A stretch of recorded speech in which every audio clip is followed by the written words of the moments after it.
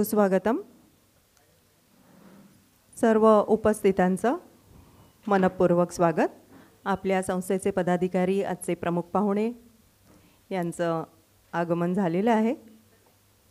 कृपया सर्वांनी स्थानापन्न व्हावं. पुन्हा एकदा सर्व उपस्थित मान्यवरांचं मनपूर्वक स्वागत. आणि जे हा कार्यक्रम ऑनलाईन पाहत आहेत त्या सर्वांचंही स्वागत.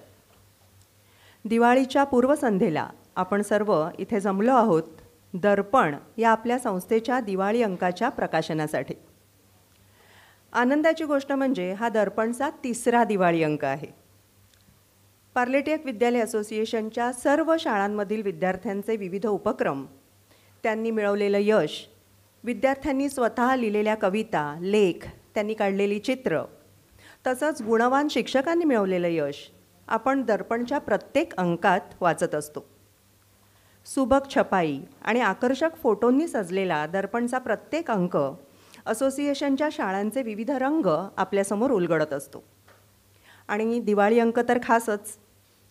दिवाळीच्या फराळाचं ताट जसं विविध चवीच्या रूपांच्या रुचकर पदार्थांनी सजलेलं असतं, आपल्याला जो बॉक्स दिला आहे त्यातही असेच रुचकर पदार्थ आहेत आज, तसा हा आपला दिवाळी अंकसुद्धा वाचकांसाठी मेजवानी ठरणार आहे यात शंकाच नाही. दीपावलीच्या उत्साहवर्धक आणि मंगलमय वातावरणात आजच्या कार्यक्रमाची आपण सुरुवात गणेशवंदन आणि सरस्वती वंदनाने करणार आहोत. मी संस्थेचे पदाधिकारी आणि आपले आजचे खास पाहुणे जे संस्थेच्या परांजपे शाळेचे माजी विद्यार्थी आहेत, ज्यांनी स्वतःच्या गुणांच्या आणि मेहनतीच्या बळावर त्यांचं आणि त्यांच्या शाळेचं नावसुद्धा उज्ज्वल केलं आहे आणि आज इथे उपस्थित राहून आपल्या सोहळ्याची रंगत वाढवली आहे, म्हणजेच श्री ओंकार कर्वे, श्री योगेश सोहनी आणि अमृता बने. प्रथमेश परब येत आहेत. ट्रॅफिक असल्यामुळे थोडा विलंब होतो आहे त्यांना यायला. तर सुरुवात करूया मॅडम. या सर्वांना मी विनंती करते की त्यांनी गणेशवंदन आणि सरस्वती वंदनासाठी जायचं आहे. आपल्या पदाधिकाऱ्यांनाही विनंती आहे, कृपया तुम्हीसुद्धा त्यांच्याबरोबर जायचं आहे.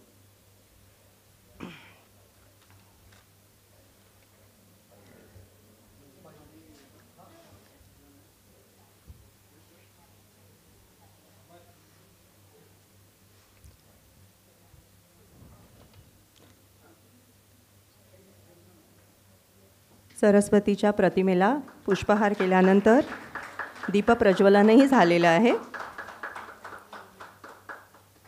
धन्यवाद. कृपया स्थानापन्न व्हा. दीपावली हा प्रकाशाचा उत्सव. पार्लेटिक विद्यालय असोसिएशनच्या सर्व शाळा आणि महाविद्यालयं ज्ञानाचा प्रकाश समाजात पसरवण्याचं कार्य गेल्या 1 शतकापेक्षा जास्त काळ करत आहेत. त्यांनी प्रज्वलित केलेले हे ज्ञानदीप अखंड तेवत राहोत हीच ईश्वरचरणी प्रार्थना. आता मी संस्थेच्या पदाधिकाऱ्यांना विनंती करते की त्यांनी दिवाळी भेट आणि पुष्पगुच्छ देऊन आजच्या घरच्या पाहुण्यांचं स्वागत करावं. हो, प्रथम योगेश सोहनी यांना पुष्पगुच्छ आणि भेटवस्तू देतील साठे सर.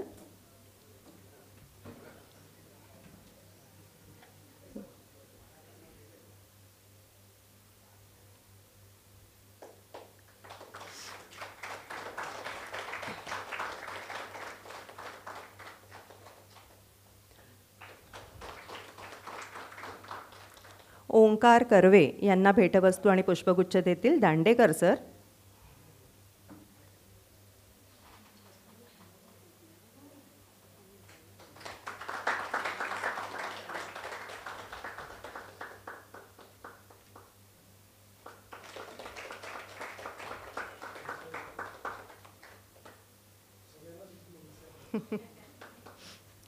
अमृता बने हिला पुष्पगुच्छ देतील गानू सर.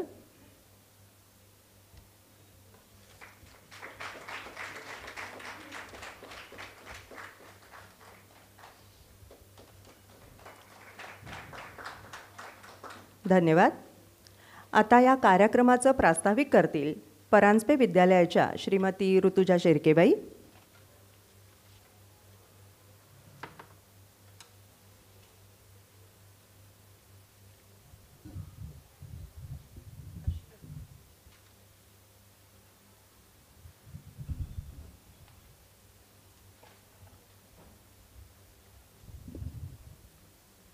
नमस्कार. पार्लेटियक विद्यालय असोसिएशन आयोजित दर्पण दिवाळी अंकाच्या प्रकाशन सोहळ्यासाठी सन्माननीय उपस्थित मान्यवर, संस्थेचे सन्माननीय पदाधिकारी, सर्व शाळांचे मुख्याध्यापक, आदरणीय शिक्षकवृंद आणि ऑनलाईनवर उपस्थित असलेल्या माझ्या प्रिय विद्यार्थी मित्रांनो, सर्वांना माझा सस्नेह नमस्कार. आजचा हा दिवस आपल्या पार्लेटियक विद्यालय असोसिएशनसाठी आणि विशेषतः आपल्या दर्पण मासिकासाठी अत्यंत अभिमानाचा आणि आनंदाचा आहे. 26 जानेवारी 2023 रोजी पार्लेटियक विद्यालय असोसिएशनतर्फे दर्पण मासिकाची संकल्पना प्रत्यक्षात साकारण्यात आली. पार्लेटियक संस्थेचे संस्कार, गुणवत्तेची परंपरा आणि विद्यार्थ्यांची सर्जनशीलता या तिन्हींचे सुंदर प्रतिबिंब दर महिन्याला दर्पण अंकातून साकार होते. या मासिकाचा 3रा दिवाळी अंक आज प्रकाशित होत आहे. दर्पणच्या पहिल्या दिवाळी अंकात पार्लेटियक विद्यालयातील गुणवंत विद्यार्थ्यांच्या मनोगतातून त्यांच्या प्रयत्नांचा आणि यशाचा गौरव करण्यात आला. 2ऱ्या दिवाळी अंकात प्रवीण दवणे, राजीव तांबे व दाक्रू सोमण यासारख्या सुप्रसिद्ध साहित्यिकांनी आपला सहभाग नोंदवला. यावर्षीच्या दिवाळी अंकाच्या विषयाची चाचपणी करताना लक्षात आलं की आपल्या परांजपे विद्यालयातील माजी विद्यार्थ्यांनीसुद्धा चित्रपट आणि कला क्षेत्रात उज्ज्वल कामगिरी करून शाळेचं नाव अभिमानानं उंचवलं आहे. त्यापैकी काही सुप्रसिद्ध अभिनेत्यांच्या मनोगतांनी यंदाच्या दर्पण दिवाळी अंकाला आत्मीयतेचा सुंदर साज चढवला आहे. आपल्या शाळेच्या 1980च्या दशकातील विद्यार्थिनी, मुंबई विद्यापीठाच्या अभिनय शाखेतील सुवर्णपदक विजेत्या विद्या चितळे, करंजीकर, आकाशवाणीच्या ए ग्रेड कलावंत, जोगवा, वंशवेल, भ्रमाचा भोपळा, हे बंध रेशमाचे अशा कलाकृतींमधून आपल्या प्रभावी आवाजाने प्रेक्षकांच्या मनावर अधिराज्य गाजवत आहेत. त्यांनी आपले मनोगतही आपल्या गोड आवाजात रेकॉर्ड करून पाठवले. तेव्हा आम्हाला तर जणू आकाशवाणीवरील एखादी श्रुतिका ऐकल्याचा अनुभव आला. हसरे गोड व्यक्तिमत्व आणि अभिनयातील सहजता यांचा सुंदर मिलाप असलेले एक नाव म्हणजे सुप्रिया सबनीस. यांना कोण ओळखत नाही? नवरी मिळे नवऱ्याला या चित्रपटातून अभिनय क्षेत्रात पदार्पण करताना सर्वांची मने जिंकणारी ही आपलीच विद्यार्थिनी. माझा पती करोडपती, नवरा माझा नवसाचा अशी ही बनवाबनवी यासारख्या चित्रपटांतील एकापेक्षा एक अप्रतिम भूमिकांनी त्यांनी प्रेक्षकांच्या हृदयात कायमचं घर केले. मेधा मांजरेकर म्हणजेच पूर्वाश्रमीची मेधा चाफेकर याही आपल्याच विद्यार्थिनी. गंभीर आणि वास्तववादी भूमिकांमधून प्रभाव टाकणारी अभिनेत्री. दे धक्का, काकस्पर्श, नटसम्राट यामधल्या त्यांच्या भूमिका आजही रसिकांसमोर वास्तवतेचे दर्शन घडवितात. विलक्षण अभिनय शक्ती, दमदार व्यक्तिमत्व म्हणजे अश्विनी काळसेकर. यांनी तर नकारात्मक भूमिकाही लोकप्रिय केल्या. जोधा अकबर, गोलमाल, सिंघम रिटर्न्स, भूलभुलैया या चित्रपटांनी तर त्यांना वेगळी ओळख निर्माण करून दिली आहे. तरुणाईचा आवडता चेहरा, बालक पालक, टाईमपास, दृश्यम, उर्फी या चित्रपटांतून घराघरात पोहोचलेला प्रथमेश परब आपला खट्याळ आणि मनमिळीव भूमिकांनी आज मराठी चित्रपटसृष्टीचा अविभाज्य भाग बनला आहे. अमृता बने अतिशय अभिनयातील संवेदनशीलता आणि निखळ प्रामाणिकता हीच तिची खरी ओळख. श्री गुरुदेव दत्त, कन्यादान, रंग माझा वेगळा, 7व्या मुलीची 7वी मुलगी, प्रेमाची गोष्ट यासारख्या भूमिकांमधून तिने प्रेक्षकांच्या मनावर अमीट ठसा उमटवला आहे. सर्जनशीलता आणि विचारशील अभिनयाची सुंदर सांगड घालणारा ओंकार कर्वे या नव्या पिढीचा संवेदनशील प्रतिनिधी. गाथा नवनाथांची, वहिनीसाहेब, रेशीम गाठी, घरकुल आणि शुभम करोती या मालिकांमधील भूमिकांमधून त्याने सामाजिक आशय आणि वास्तववादी अभिनय यांचा उत्तम मिलाप साधला आहे. मालिकांपासून चित्रपटांपर्यंत प्रवास करणारा एक बहुमुखी कलाकार म्हणजे योगेश सोहनी. अस्मिता, मुलगी झाली हो, कुलवधू, संत तुकाराम या चित्रपटांतील आणि मालिकांतील कामगिरीने त्याने प्रेक्षकांची मने जिंकली आहेत. हे सर्व कलाकार आज आपल्या कलेने महाराष्ट्राचं नाव उजळवत आहेत, पण मनाने अजूनही ते परांजपे विद्यालयाचेच विद्यार्थी आहेत. जेव्हा मी या सर्वांशी संपर्क साधला तेव्हा त्यांनी क्षणाचाही विलंब न लावता आपल्या व्यस्त वेळापत्रकातून वेळ काढून आपल्या शाळेसाठी, आपल्या विद्यार्थ्यांसाठी तात्काळ लेखन पाठवलं. हे केवळ लेखन नव्हतं, त्यांच्या हृदयातून उमटलेलं आपुलकीचं, कृतज्ञतेचं आणि शाळेवरील प्रेमाचं प्रतिबिंब होतं. काहींशी बोलताना त्यांनी शाळेतील आठवणी सांगितल्या. त्या आठवणींमधून उसळून वाहणारी भावना होती, ही शाळा म्हणजे आमच्या जडणघडणीची पायरी आहे. अशा कर्तृत्ववान विद्यार्थ्यांचा उल्लेख करताना आम्हाला वाटणारा अभिमान हा शब्दात सांगता येणारा नाही. त्यांच्या यशात शाळेचे संस्कार दिसतात आणि त्यांच्या नम्रतेत शाळेची शिकवण. या दर्पणात उमटलेला प्रत्येक शब्द या नव्या पिढीला नवी दिशा, नवा आत्मविश्वास आणि नवी प्रेरणा देईल याची मला खात्री आहे. याच अभिमानाच्या आणि आनंदाच्या भावनेने मी माझे प्रास्ताविक संपवते. धन्यवाद. आता यानंतर इथून दिवाळी अंकाचे प्रकाशन होईल. मी सर्व मान्यवरांना विनंती करते की त्यांनी आता दर्पण दिवाळी अंकाचे प्रकाशन करावे.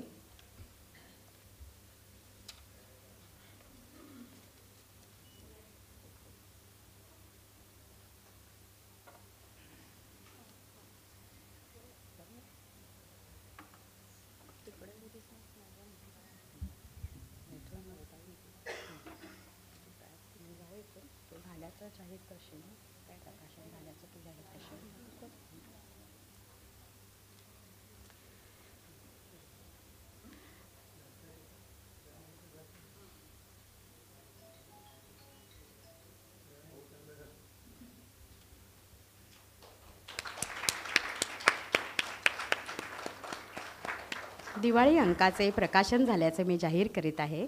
धन्यवाद.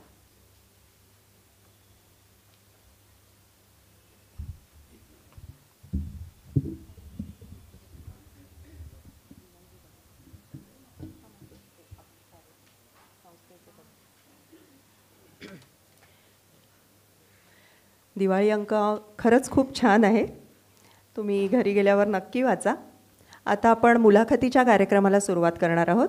मी गानू सरांना आणि भाटोडेकर सरांना विनंती करते की त्यांनी कृपया प्रेक्षकांमध्ये स्थानापन्न व्हावं. आणि आपल्या पार्लेटेक विद्यालय असोसिएशनच्या मुख्य शैक्षणिक अधिकारी श्रीमती जान्हवी खांडेकर आता मुलाखतीचा कार्यक्रम सुरू करतील. जे प्रेक्षक ऑनलाईन ही मुलाखत पाहत आहेत ते सुद्धा ऑनलाईन प्रश्न विचारू शकतात. तुमचे प्रश्न आम्ही यांच्यापर्यंत पोहोचवणार आहोत. अर्थातच जे प्रेक्षक उपस्थित आहेत आता इथे समोर ते सुद्धा आपले काही प्रश्न जर असतील तर ते नक्की विचारा आणि या मुलाखतीची रंगत वाढवा. तर मुलाखतीला आता सुरुवात करूयात. नमस्कार, शुभ संध्याकाळ. आज रमा एकादशी, गोवत्स द्वादशी, वसू बारस असा तिहेरी योग आहे आणि सगळ्या आसमंत हा विलक्षण अशा शुभ संकेतांनी भारावून आज गेलेला आहे असं मला वाटतं. आणि आज आपल्याबरोबर संस्थेचे अध्यक्ष अनिल गानू सर आहेत, साठे सर आहेत, दांडेकर सर आहेत आणि ज्यांच्या प्रेरणेतून आणि त्यांच्या संपूर्ण पाठबळावर हे सगळं चालू असतं. दर्पणचं उपक्रम, दर्पणचा दिवाळी अंक, दर्पणचं दिवाळी अंकाचं प्रकाशन, ते भाटवडेकर सर पण इथे आहेत आणि सपत्नीक आहेत. दांडेकर सर पण आज सपत्नीक आले आहेत. तर त्यामुळे खरं तर हा फार चांगला योग आहे. आणि मान्यवर सगळे शाळेचे मुख्याध्यापक आहेत. राजवाडे सर आज इथे आलेले आहेत. सगळ्यांचं मनपूर्वक स्वागत.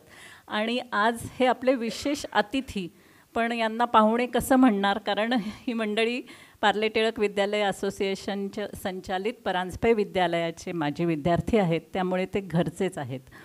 आणि म्हणूनच आज तुमच्या सगळ्यांचं स्वागत करताना तर खूप आनंद होतोच आहे, पण तुमच्याशी गप्पा मारायला मिळणार ह्यामुळे जास्त होतो आहे.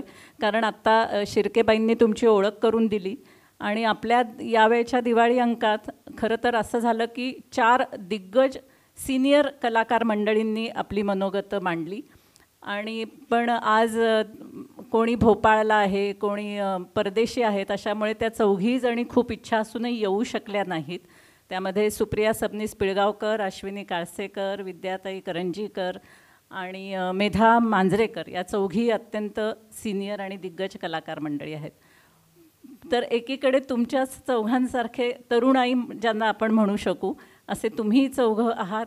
योगेश आहे, ओंकार, अमृता आणि प्रथमेश जो अजून वाटेतच आहे, पण कोणत्याही क्षणी येईल असं त्यांनी निरोप दिलेला आहे. तर तुम्ही तरुणाई मंडळी आज इथे आलेले आहात, त्यामुळे खूप आनंद होतो आहे.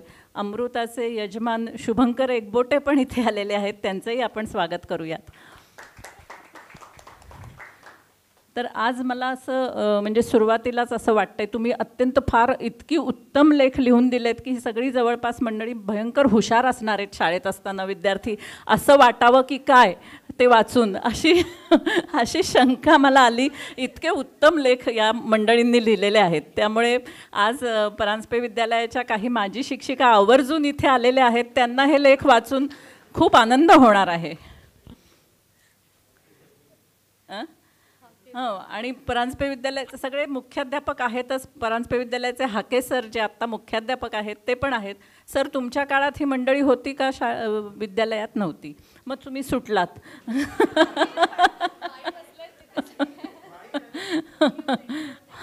पण शिक्षिका आलेल्या आहेत, त्याही तुमच्याशी संवाद साधणार आहेत. तर मी आता पहिल्यांदा ओंकार तुझ्याकडेच माझा रोख असणार आहे, कारण ओंकारने इतका अप्रतिम लेख लिहिलेला आहे आणि इतका अभ्यासपूर्ण लेख आहे. ओंकार स्वतः अभिनेता आहे. त्यांनी काय काय केलं आहे आत्ता थोडक्यात ऋतुजा शिर्के मॅडमनी सांगितलं, मी आता परत ते रिपीट करत नाही. पण त्याचे वैशिष्ट्य म्हणजे तो आता शेतकरी पण आहे आणि त्यांनी शेतीवर विषय लिहिलेला आहे. तर ओंकार, तू जरा सांगशील का, तू कसं काय हे तुझा अभिनेता ते शेतकरी हा प्रवास कसा झाला? नमस्कार. मला आज या कार्यक्रमाला बोलवल्याबद्दल आणि मासिकात लिहिण्याची संधी दिल्याबद्दल मी पार्लेटेक विद्यालय, परांजपे विद्यालयाचा खूप आभारी आहे. सगळ्याच शिक्षकांचा आभारी आहे. खरं तर दर्पण म्हणजे तुम्ही आमच्यासाठी खरं तर आरसा आहात. तुम्ही दाखवताय आम्हाला की जमिनीवर राहा. त्यामुळे मी मगाशीच सांगितलं की मी बसू नाही शकत आणि ती एक भीती आहे अजूनही मनामध्ये.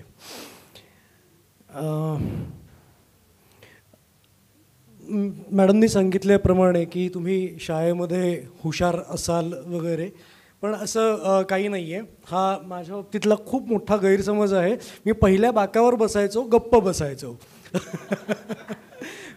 पाठीमागच्या बाकावर जाऊन उन्हाळपणा करण्याच्या ऐवजी पहिल्या बाकावर बसून शांतपणा. आणि माझ्या मते याची सुरुवात, अभिनयाची सुरुवात शाळेपासूनच झाली. माझे वडील जयंत कर्वे उत्कर्ष मंदिरमध्ये होते आणि ते उत्कर्ष मंदिरची एकांकिका स्पर्धा भरवायचे. तर तिथून ती एक आवड निर्माण झाली आणि आयुष्यात फक्त दोनच गोष्टी जमणार होत्या मला करायला, म्हणजे एक तर अभिनय किंवा इंडियन नेव्ही. सुरुवात इंडियन नेव्हीने केली, कारण की माझं शिक्षण हे 8वीपर्यंत परांजपेमध्ये झालं. नंतर 2 वर्ष पुण्याला गेलो वडील गेल्यानंतर नुमवीमध्ये. तर तिथे नुमवी नूतन मराठी विद्यालय मुलांची, तिथे NCC होतं. तर तिकडे गोडी लागली NCCमध्ये नेव्हीची, म्हणजे आपण देशासाठी काहीतरी करावं वगैरे. मी अजूनही आहेच त्या सगळ्या गोष्टी. तिथून ती सगळी सुरुवात झाली. पण इंडियन नेव्हीमध्ये काही घडलं नाही.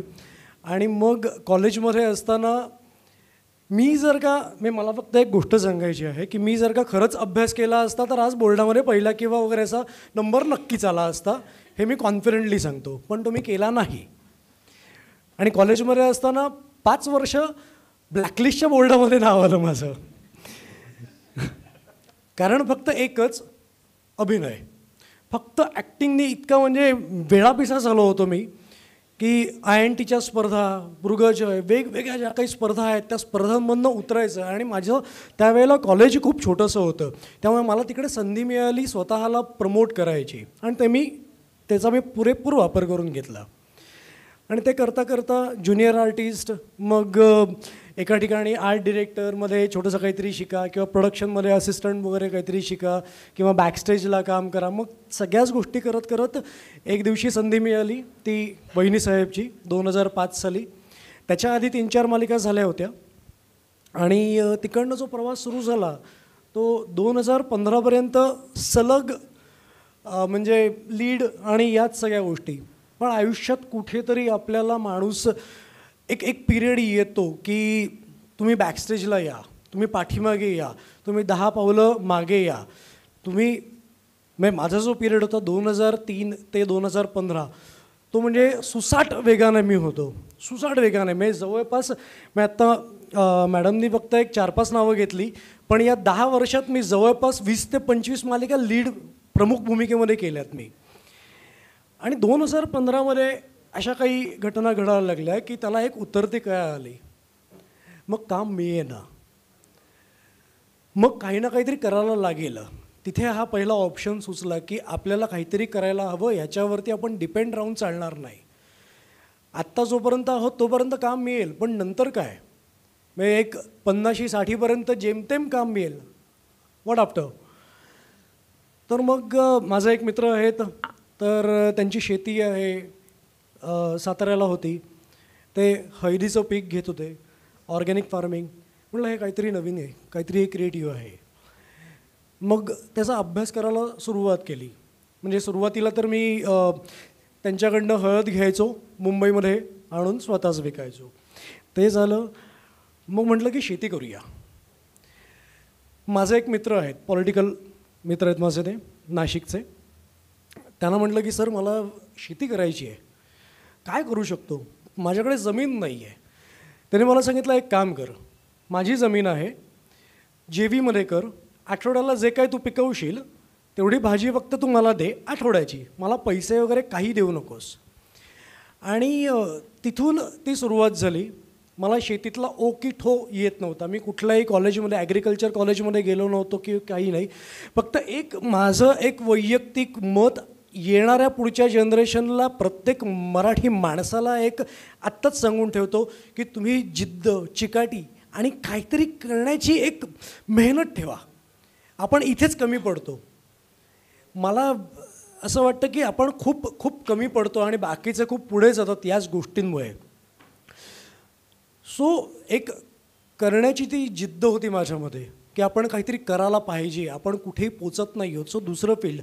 मग त्या सरांच्याकडे मी नाशिकला 3 वर्ष राहिलो. 3 वर्ष राहता राहता माझ्या तिकडे एक ओळख झाली. त्यांनी मला तिकडे ओळखीचे होते, ते संध्याकाळी त्यांची ड्युटी करून 6 वाजता यायचे. मग मी त्यांना स्कूटरवर घेऊन जायचो आणि मग 6 ते आय थिंक 8 किलोमीटरवरती वगैरे ते शेती होती. आणि मग 7 ते 9 किंवा 10:30 वाजेपर्यंत वगैरे शेती, रात्रीचं शेतीचं काम करायचं, हॅलोजन वगैरे लावून. अशा सगळ्या काही गोष्टी चालू होत्या. 3 महिन्यात 3 एकरामध्ये सगळ्या भाज्या ऑर्गॅनिक करून घेतल्या मी. आणि ऑर्गॅनिक फार्मिंगवरती त्यावेळेला मी खूप भर दिला. आणि त्याच दरम्यान काही वृत्तपत्रांनी ह्याची दखलही घेतली. त्यामुळे खूप अशी माणसं या ओघाने जोडली गेली की आमच्याकडेही जमीन आहे, तू येऊन कर. पण ते मी केलं नाही, कारण की सगळ्याच ठिकाणी मी एकटा पुरे पडणार नव्हतो. पण जे काही होतं ते त्या सगळ्या वर्षांमध्ये मी केलं. एके दिवशी मी जरा थोडंसं जास्त बोलतो. एके दिवशी गोष्ट अशी घडली की नाशिकमध्येच असताना माझा ॲक्सिडेंट झाला. ॲक्सिडेंट झाल्यानंतर मी मुंबईला आलो सेम डे. अंदाज नव्हता की ॲक्सिडेंट खूप एवढा डीप असेल किंवा असं काही. जनरल मला असं वाटलं की हाताचा मुक्का मार वगैरे आहे. सेम डे रात्री मुंबईला आलो. दुसऱ्या दिवशी डॉक्टरांकडे गेलो. डॉक्टरांनी सांगितलं फ्रॅक्चर आहे, कंप्लीट एक साईड तुझी फ्रॅक्चर झालेली आहे आणि रॉड टाकावं लागेल, तू पुढचे 6 महिने काही करू शकणार नाही. आणि 6 महिने घरी बसणं मला शक्यच नव्हतं. मग त्याच वेळेला दुसरं ओपिनियन घेतलं, ऑपरेशन झालं, प्लेट टाकली हातामध्ये. 20 दिवसांनी परत तसाच हात घेऊन नाशिकला गेलो, शेतावर गेलो. शेतावर जाऊन बघितलं तर अख्खं शेत जाळलेलं होतं आजूबाजूच्या लोकांनी. आणि कारण फक्त एकच की मी कंप्लीट कंपाऊंड टाकून शेतामध्ये गुरं येऊ नयेत म्हणून ते कंपाऊंड मी टाकलं होतं आणि त्यांना मी बंदी घातली होती, म्हणून ते शेत त्यांनी अख्खं जाळून टाकलं होतं. मीनवाईल शेतामध्ये जी काम करणारी जी 2 जोडपी होती त्यांनीसुद्धा या 20 दिवसामध्ये अजिबात काम न करता, म्हणजे प्रत्येक ज्या वेळेला एक रोप येतं त्याच्या बाजूला गवतही येतं, तर ते गवत कापणं ते खूप महत्त्वाचं असतं. गवत जर का नाही कापलं तर मग सगळं जे काही औषध आहे तर ते गवताला जातं आणि मूळ रोपाला जात नाही. त्यामुळे 6-7 फूट गवत वाढलेलं. मग परत एक आयुष्य सगळं चेंज झालं इथून. आता काय करायचं पुढे, व्हॉट नेक्स्ट. मग विचार केला की ऑर्गॅनिक गोष्टी घ्यायच्या, शेतकऱ्यांना जोडायचं आणि मग शेतकऱ्यांना जोडून ऑर्गॅनिक जे म्हणजे ऑर्गॅनिक ज्वारी आहे, ऑर्गॅनिक खपली गहू आहे, हे जे काही ऑर्गॅनिक वस्तू आहेत त्या ऑर्गॅनिक वस्तू घ्यायच्या आणि मुंबईत आणून विकायच्या. त्यालाही सुरुवात केली. नाशिकहून स्कूटरवरती मी या सगळ्या गोष्टी मुंबईला आणायचो आणि अख्खा म्हणजे सकाळी निघायचं 5:30 वाजता, संध्याकाळी 8 वाजता नाशिक टू चर्चगेट, चर्चगेट म्हणजे ईस्टर्न साईड करून वेस्टर्न साईड करून घरी जायचं. ही एक दिनचर्या होती. पण ह्याच्यातही पैसे मिळत नव्हते, जसे पाहिजे होते तसे पैसे मिळत नव्हते. कारण की आपण पब्लिसिटी आणि प्रत्येक गोष्टीमध्ये मागे पडतो. मीनवाईल कोरोना आला, कोविड. मग त्यावेळेला माझा अजून एक मित्र आहे, तर त्याची रत्नागिरीला शेती आहे आंब्याची, ऑर्गॅनिक फार्मिंग. त्याचे आंबे मी इथे पहिल्या लॉकडाऊनला मुंबईत आणून अख्खा पहिला लॉकडाऊन टेम्पोने एकटा आणि मी ड्रायव्हर अनलोड करायचं आणि मग पूर्ण मुंबई, आय थिंक सकाळी 5 वाजता सुरुवात करायची, रात्री 12 वाजेपर्यंत अख्खी मुंबई पालथी घालायची, बोरिवली टू खारघर. आणि ह्यातच ह्या सगळ्या गोष्टी चालू असतानाच मला एक परत कॉल आला, जे आमचे एक प्रोड्युसर आहेत विद्याधर जोशी, विद्या पाठारे म्हणून. आणि तिथून मग परत गोष्टींची सुरुवात झाली. फक्त आयुष्यात या गोष्टीला जेव्हा सुरुवात झाली त्यावेळेला मी प्रत्येकाला म्हणजे जे बघणारे आहेत ऑनलाईन, माझे मित्र असतील किंवा अजून ज्युनियर्स असतील, आत्ता शाळेतली मुलं असेल, आयुष्यात 10 पावलं पुढे जाताना कधी 20 पावलं मागे यावं लागलं तर नक्की या. कारण की त्या 20 पावलांमुळे पुढे तुम्ही 100 पावलं पुढे जाणार आहात. कारण ज्या वेळेला लॉकडाऊन झाला त्याच्यानंतर ज्या वेळेला मी ज्या पीकला जेवढे पैसे घेत होतो पर डे म्हणून, तर ते कट टू मला काही हजारात मला घ्यावे लागले, लॉकडाऊन चालू होता म्हणून. आणि मग तिकडनं जी काही सुरुवात झाली ते आज आता लवकरच आता माझं परत आता सिरियलचं शूट चालू होईल. त्याच्यानंतर परत 7-8 सिरियल्स झाल्या, तारा राणी, गाथा नवनाथांची. आणि आता उद्या हिमालयाची सावली या नाटकाचा शुभारंभ आहे. वसंत कानेटकर लिखित हे नाटक आहे. तर माझी सगळ्यांना आवर्जून विनंती आहे की खूप महत्त्वाचं हे नाटक आहे. मी थोडंसं प्रमोशनही करून घेतो या निमित्ताने. पण हे प्रमोशन का करतो आहे की वसंत कानेटकरांनी हे जे नाटक लिहिलेलं आहे ते महर्षी दोंडव केशव कर्वे यांना डोळ्यासमोर लिहून लिहिलेलं आहे, बघून लिहिलेलं आहे. म्हणजे ते करेक्ट तसंच असेल असं नाही, असं त्यांनीही म्हटलेलं नाही आहे, फक्त डोळ्यासमोर त्यांना बघून लिहिलेलं आहे. पण त्याची भाषा खूप महत्त्वाची आहे. आपण फक्त म्हणतो अभिजात दर्जा, तो अभिजात दर्जा हा आत्ताच्या काळात पोचलेलाच नाही आहे. मध्यंतरी मी एक रील बघितलं होतं, तर त्याच्यात खूप छान एक वक्तव्य होतं की तुम्ही अभिजात दर्जा मुलांना मराठी शिकवा, म्हणजे काय शिकवा, तर शिव्या नका शिकवू. पण आत्ता हल्ली मराठी शाळेतली मुलं प्रचंड प्रमाणात शिव्या देताना मी ऐकतो आहे. माझ्या डोळ्यासमोर घडताना बघतो आहे मी. मराठी शाळेतली नाही, प्रत्येक कुठल्याही मीडियमची मुलं, आत्ताची जनरेशन खूप, म्हणजे माझी मुलगीसुद्धा ज्या वेळेला आत्ता ती 10 वर्षांची आहे, तर मला तिची आत्ता खूप भीती वाटते की व्हॉट नेक्स्ट. मला 10 वेळेला लगाम लावावा लागतो. ओमकार, तू म्हणतोयस तुझी ती काळजी खरंच बरोबर आहे. सध्या वातावरणच असं आहे. नाही खूप म्हणजे आता मला हे जे सगळं इकडे मी वाचलं मगाशी, तर ह्या सगळ्या गोष्टी इथे या 4 भिंतीत न राहता ह्या बाहेर पोचल्या पाहिजेत, ह्याची खूप गरज आहे. त्यामुळेच पार्ले टिळकचं वैशिष्ट्य तुला कळलंच असेल की इथे शिक्षणाचं आणि त्यातून संस्कार महत्त्वाचे केले. माझ्या आयुष्यातल्या 2 शाळा ज्या आहेत यांनी खूप मला घडवलेलं आहे, खूप घडवलेलं आहे. म्हणजे परांजपे विद्यालय आणि पुण्याची नूतन मराठी विद्यालय, मी या दोघांचाही खूप ऋणी आहे. मला जे शिक्षक भेटले आपल्या शाळेतले, तर त्यांचाही खूप ऋणी आहे. कारण की आज त्यांनी जे काही शिकवलं त्याच्यामुळे मी आज इथवर येऊन पोहोचलेलो आहे. बरोबर. आणि तुझी जीवनकथा पण खूप प्रेरक आहे. पण मला तर वाटतं की you are not only passionate artist, you are passionate about life in general. त्यामुळे तू जे पॅशनेटली या सगळ्याला लढा दिलास त्याच्याकडे इतक्या तटस्थासारखा आज बघू शकतोयस आणि आमच्या सर्वांशी तू अत्यंत मोकळेपणाने हे आज शेअर केलंस, त्याबद्दल खरंच hats off to you. Thank you very much. Thank you. Amrita, आता आपण शेती आणि ओंकारची धडाडी यातनं एकदम वेगळ्याच क्षेत्रात येणार आहोत. कारण तू आधी खरं तर पत्रकारितेचं शिक्षण घेतलेलं आहेस आणि तू काही वर्ष मला वाटतं अँकरिंग पण केलं आहेस. तर मग तुझा तो प्रवास म्हणजे पत्रकारिता, अँकरिंग आणि तिथून आता ॲक्टिंग याच्याबद्दल तू सांगावंस. नक्कीच. पण त्याआधी उपस्थित पार्ले टिळक असोसिएशन आणि अर्थात परांजपे विद्यालय यांचे मान्यवर, माझे सहकारी आणि आम्ही काय काय आणि कसं कसं लिहिलेलं आहे याचं कौतुक करायला आणि धपाटे द्यायला बसलेल्या समोर बाई आणि शिक्षकेतर कर्मचारी या सगळ्यांना माझा मनापासून नमस्कार. खरं तर खूप माझ्यासाठी शाळा म्हटल्यानंतर एक अशी वास्तू असते प्रत्येकाच्या आयुष्यात की जी तुम्हाला काय म्हणू शकतो, म्हणजे जर विचारलं आयुष्यात की पुन्हा कुठले दिवस जगायला आवडतील, तर माझं नेहमीच उत्तर आहे की शाळा. आणि म्हणजे ते फारच असं वाटेल की व्यावहारिक उत्तर आहे का, तर नक्कीच नाही. कारण आज हा माईक हातात आत्मविश्वासाने पकडण्यापासून ते तुम्हा सगळ्यांच्या नजरेत बघून धिटाईने बोलण्यापर्यंत किंवा आज इथे ह्या स्थानावर बसण्यापर्यंत ह्या सगळ्याचं मूळ शाळा आहे.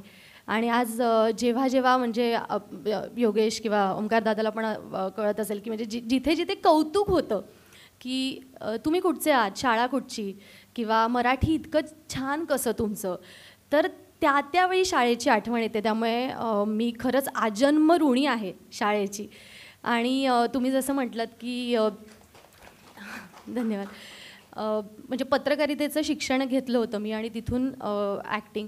तर मुळातच शाळेत वेगवेगळ्या स्पर्धा, म्हणजे वक्तृत्व स्पर्धा, वादविवाद स्पर्धा, मग चित्रकला असू दे, समूहगान असू दे, या सगळ्यासाठी शाळेने तयार केलं होतं.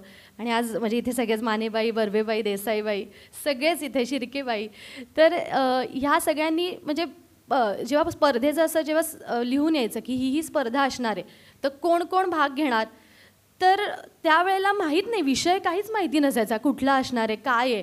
पण मी आहे बाई, मी घेणार. तर तेव्हा माहीत नव्हतं, ती तयारी नव्हती. पण ती तयारी करून घेण्यापासून हा सगळा जो काही म्हणजे लवाजमा जो काही असतो तो शाळेने दिलेला आहे.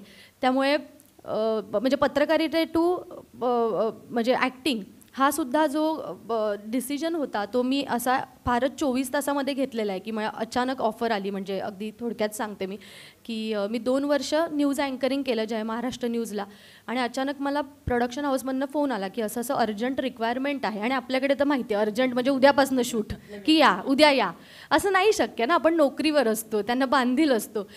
तर आणि आपल्याकडे तो म्हणजे शाळेतनंच होता तो किडा अंगात अभिनयाचा आणि कॉलेजमध्ये पण होता, पण त्याला इतकं कधी काही सिरियसली घेतलं नाही. पण मला असं झालं की ओके, आली आहे संधी तर आपण त्याला हो म्हणायला हवं. जे होतं ते चांगल्यासाठी होतं आणि 24 तासामध्ये निर्णय घेतला. म्हणजे मला त्या म्हणजे न्यूज चॅनलने पण खूप चांगलं सहकार्य केलं आणि अक्षरशः 24 तासामध्ये मी त्या नोकरीला टाटा बाय बाय केलं आणि मग या क्षेत्रात. आणि मग तू जसं सांगितलंस की तो काळ फारच होती तुझी ती सुरुवात म्हणजे स्टार प्रवाहाची श्री गुरुदेव दत्त आणि त्याच्यामध्ये देवी सरस्वतीचं ची भूमिका करत होते. नाही, ईश्वरी विजन, दीपक देऊळकरांची. तर मग तो कठीण काळ होता की छान छान सगळं वावा मस्त पर डे ठरला, इतके दिवस शूट असणार, सगळं. आणि आपण जेव्हा एक नोकरी करत असतो, महिन्याला एक पगार येत असतो आणि कट्टू आपल्याला कळतं की आपले आता दिवस फारच कमी लागत आहेत सिरियलचे. आणि मग त्या वास्तवात यायला वेळ लागला की ओके, हे क्षेत्र असंच असणार आहे की काम असतं तेव्हा असतं, नाही तेव्हा नाही. आणि मग कोविड हा सगळ्यात मोठा धडा होता. आणि त्यातूनही तरुण पुन्हा उभं राहणं आणि मग ते स्वीकारणं की हे क्षेत्र असंच आहे, ठीक आहे. पण ते परत तेच आहे की मला प्रत्येक वेळेला शाळेतल्या स्पर्धांचीच आठवण येते की त्यावेळेला आपण म्हणजे ते जे काही यश अपयश असतं ते तसंच्या तसं स्वीकारतो, पण ते स्वीकारणं खूप महत्त्वाचं आहे आणि ते शाळेने दिलं आहे परत एकदा, ते मूळ आहे. फारच छान. तू म्हणजे अगदी प्रांजळपणे की कसं झालं ते सांगितलंस. नाहीतर मी आधीपासनं अभिनय करत होते, मी इकडे शिकले आणि मग असं काही नव्हता. पण तू, मला वाटतं तुझ्या चेहऱ्यातच ती सरस्वती लपलेली आहे, त्यामुळे तुला ती संधी सरस्वतीच्या वरदहस्ताप्रमाणे मिळाली. तिचा आशीर्वाद खरंच खूप म्हणजे खरंच शाळेपासून लहानपणापासून आईबाबांचं याच्यामध्ये खूप म्हणजे आज जेव्हा तू मराठीचा मुद्दा म्हणलास की आज ज्या पद्धतीने म्हणजे मला आठवते परांजपे विद्यालयाच्या बाबतीत नेहमी आम्ही असे अपडेटेड असतो की शाळा मग आता एक तुकडी कमी होते, पण शाळा आहे, शाळा वास्तू आहे उभी आणि शाळा असणं आमच्यासाठी खूप जास्त महत्त्वाचं आहे. त्यामुळे तो त्रास होत होता की अरे बापरे, कारण कितीतरी शाळा मध्यंतरी बंद होत होत्या. त्यामुळे आज असं नेहमी वाटतं. आणि सुदैवाने मी जिथे राहते तिथनं माझी शाळा दिसते, त्यामुळे मला असं नेहमी बघूनही छान वाटायचं, अरे वा शाळा आहे आपली. बरं, आत्ता आपण म्हणजे जो एक पलीकडे मुलगा बसला आहे तो फार छान साधा भोळा असा वाटणारा, आणि अजून आपण त्याच्याकडे प्रश्नही त्याला विचारलेला नाही आहे. पण जर तुम्ही त्याचा लेख वाचलात तर तुम्हाला कळेल की हा जो इतका गरीब वाटणारा मुलगा आहे गोड चेहऱ्याचा, तो फार खोडकर होता. तर योगेश, मला वाटतं बाकी काही सांगण्याच्या आधी तू जो लेखात जो प्रसंग लिहिला आहेस ना, तोच इथे आज सगळ्यांना तुझ्या तोंडून ऐकायला खूप गंमत वाटेल. तर जरा तू ती आठवण आम्हाला सांग परत. सांगतो. सगळ्यात आधी सगळ्या मान्यवरांना नमस्कार, माझ्या मित्रांनाही नमस्कार. आणि खूप खरं सांगायचं झालं तर पूर्व पुण्यही बलवत्तर असल्याशिवाय अशी शाळा आणि अशी संस्था मिळणं कठीण आहे. सो त्याबद्दल आम्ही सगळेच जण खूप भाग्यवान आहोत. जेव्हा शिर्के मॅडमनी सांगितलं की अरे तुम्हाला लेख लिहायचा आहे, तर मला खूप दडपण आलं होतं की शाळेतल्या बाई आहेत त्यांनी म्हणजे त्यांच्यासमोर किंवा मोठे सगळी लोक वाचणार आहेत तो लेख, आपण काय लेख लिहिणार आहोत आणि आपली पात्रता नाही आहे एवढं सगळं करण्याची. तर मी म्हटलं मॅडम, मी माझ्या माहितीतला एक किस्सा आहे जो जस्ट दिवाळीच्या आधी घडलेला आहे, तर तो मी लिहू का? त्यामुळे हां चांगलं आहे तू लिही. तर म्हणून मी तो किस्सा लिहिला. तर तो किस्सा असा होता की मला आठवतं आमचं 9वी किंवा 10वीचं वर्ष होतं आणि आमची दिवाळीच्या आधीची जी परीक्षा असते ती चालू झाली होती आणि प्रयोग परीक्षा होती. तर त्या प्रयोग परीक्षेला आम्हाला परांजपे विद्यालयाचा मी विद्यार्थी आहे, तर प्रयोगशाळा आमची आत्ता ज्या फ्लोअरवरती आहे त्याच्याच समोरच्या वर्गामध्ये आम्हाला सगळ्या मुलांना बसवलं होतं की आता आपल्याला प्रयोगशाळेमध्ये जायचं आहे. आणि मी वर्षभर काय अभ्यास नाही केला, निदान 2 तास आधी तरी अभ्यास करूया, तर पासिंग पुरते तरी मार्क पण घेऊया या भावनेने मी आपला, जसं मॅडम म्हणाल्या की साध्याभोळं मी आपला प्रयोग वाचतोय. आणि प्रयोग वाचत असताना अचानक मला असं जाणवलं की माझ्या डोळ्यासमोरून कडधान्य अशी आडवी तिडवी अशी फेकली जात आहेत. तर ती कडधान्य काय होती, तर प्रायमरीच्या मुलांनी जे स्प्राउट्सचे चार्ट बनवलेले होते ते कुठल्या तरी आमच्या एका मित्राला हुक्की आली, त्यांनी तो चार्ट फाडला आणि तो एकमेकांच्या अंगावरती मारायला सुरुवात केली. आणि मला असं दिसतं की सगळीकडे भिरकावलीच जात आहेत कडधान्य. तर आमच्या एका मित्राने काही कडधान्य माझ्या अंगावर मारले. तर आता मी शांतपणे वाचतोय, आता त्यांनी मला मारल्यानंतर मी गप्प कसं बसणार. तर माझ्यावरती ना मूग मटकी आणि हरभरे असा चार्ट होता, तर त्याच्यात माझ्या हाताला मूग लागले. तर मी ते घेतले आणि फाडला तो चार्ट. आणि तो इतक्या जोरात त्याच्या अंगावर भिरकवला आहे की त्याच्यातला एक मूग हा त्याच्या कानात गेला. आणि एंटायर एक्सपेरिमेंट त्याच्यानंतर, आणि तुम्हाला सांगतोय बरं, तिकडे मराठी माध्यमामध्ये म्हणजे ही फॅक्ट होती आमच्याला, आता मला माहिती नाही चेंज झालं आहे, तर जनरली चिडवलं जायचं ते वडिलांच्या नावावरून किंवा आडनावावरून, एवढ्या या 2च गोष्टींवरून चिडवलं जायचं. तर त्यांनी माझ्या वडिलांच्या नावाने मला हाक मारली की अरे कळतंय का तुला की तू माझ्या कानात मूग गेलाय. तर मला आधी काही गांभीर्यच नाही त्या गोष्टीचं की तू कशाला माझ्या अंगावर मारलं, मी पण मारलं, जा काय करायचं कर. हे सगळे आमची आर्ग्युमेंट्स चालू आहेत. नंतर आम्ही प्रयोगशाळेत गेलो. त्या प्रयोगशाळेमधली जी परीक्षा नळी असते ना त्याच्यावरती ती जी आपण जी धरतो त्यावेळेला तो अख्खा एक्सपेरिमेंट ती परीक्षा नळी धरून असं असं करत होता. आणि 2 दिवसानंतर त्याच्या कानामध्ये तो मूग फुगला. म्हणजे लिटरली मी लिहिले, पाणीपुरीत घालताना मूग असतो की नाही, आता सगळ्यांना पाणीपुरी खाताना त्या मुगाची आठवण येईल. तर पाणीपुरीत घालताना जो मूग असतो तेवढा तो मूग फुगला आणि त्याला एका कानाने ऐकायला येईना. Then he went to ENT specialist की असं असं झालं आहे आणि मला आता ऐकायला येत नाही आहे, मी काय करू.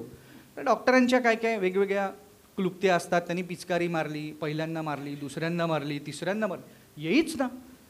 तर त्याचा मला फोन आला की अरे असं असं झालं आणि डॉक्टर आता म्हणतात 10वीचं वर्ष सोडून दे किंवा 9वीचं वर्ष सोडून दे, वी हॅव टू ऑपरेट. आणि तेव्हा मला त्या प्रसंगाचं गांभीर्य कळलं की एक्झॅक्टली काय झालं आहे.